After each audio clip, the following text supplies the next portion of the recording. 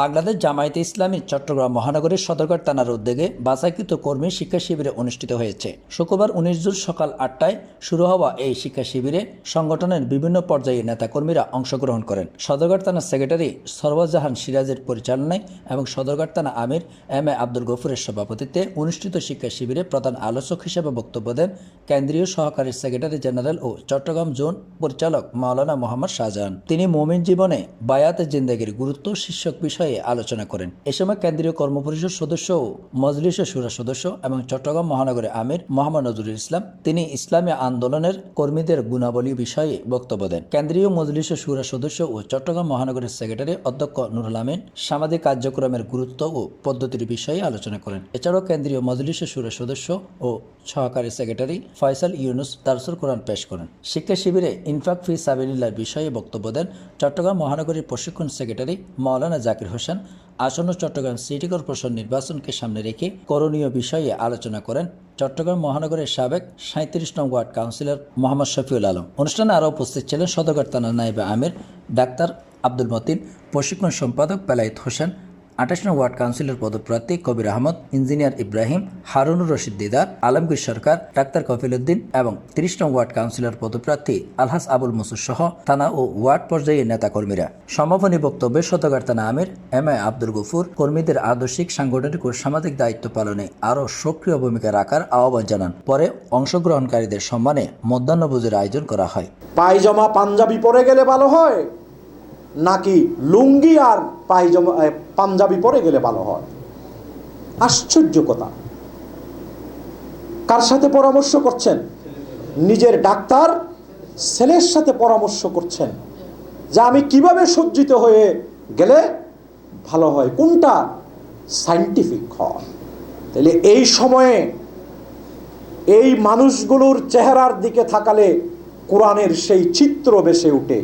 ইয়া আইয়্যতুহান নাফসুল মুতমাইন্না ইরজিই ইলা রাব্বিকি রাদিয়াতাম মারদিয়া ফাদখুলি ফি ইবাদি ওয়াদখুলি জান্নাতি।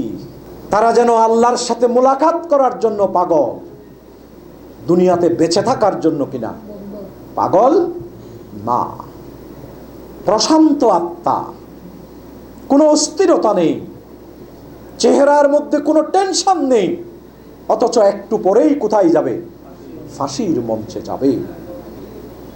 এই মানুষগুলোর জন্যই যারা আল্লাহর সাথে কৃত ওয়াদা জীবনের শেষ মুহূর্ত পর্যন্ত অক্ষরে অক্ষরে পালন করেছেন, বায়াতি জিন্দেগির সেই বায়াতুর রিদওয়ানের মর্যাদাকে পরিপূর্ণভাবে নিজের জীবনে ধারণ করেছেন, আল্লাহ তাদের জন্যই জান্নাত তৈরি করে রেখেছেন।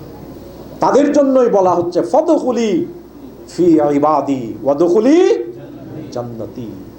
সবাই আমাদের কত পজিশন, কত টাইটেল, কিন্তু আসলে এইরকম গুনাহের মধ্যে আমরা পদে লিপ্ত আছি।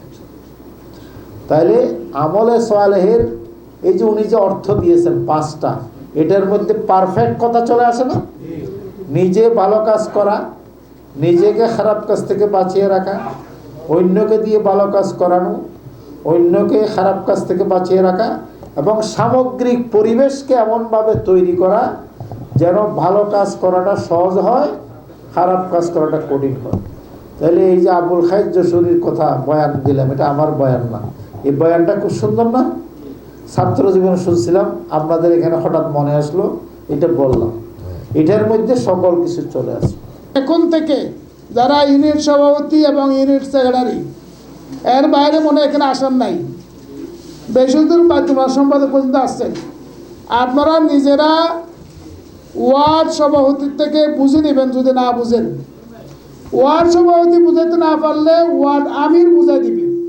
ওয়ার্ড আমির যদি বুঝাতে সক্ষম না হয়, আমাদের শ্রদ্ধেয় থানা সেক্রেটারি সাহেব এটা আপনাদেরকে বুঝাই দিবে। তারপরেও আমরা স্বচ্ছতার সাথে রিপোর্ট মেনটেন করবো তো ইনশাল্লাহ। কারণ আপনি কাজ করতেছেন অনেকগুলা কাজ, কিন্তু আপনার রিপোর্টটা আসতেছে না, ভুল আসতেছে। এই ভুল তথ্যটা আমরা কোথায় দিচ্ছি? মহানগরী মনে কেন্দ্রে পৌঁছাচ্ছে। তাহলে এই দিক দিয়ে আমাদের